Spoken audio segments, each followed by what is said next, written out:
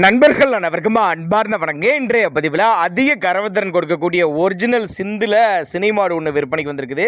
மாடு நல்ல குவாலிட்டியான மாடு, நல்ல கறவைத்திறன் வாய்ந்த மாடு, கம்மி பட்ஜெட் தான் சொல்லியிருக்காங்க. மாடு நல்ல தெளிவாக இருக்குது, நல்ல பெரிய சைஸ் மாடுங்க. நேரில் வந்து பார்த்து செக் பண்ணியே ஓட்டிகிட்டு போய்க்கோங்க அப்படின்னு தான் சொல்லியிருக்காங்க. மாடு எந்த ஊர்லேருந்து விற்பனைக்கு வந்திருக்குது, மாட்டோட கறவை, விலை நிலவரம் எல்லாமே தெளிவாக பார்க்கலாம்.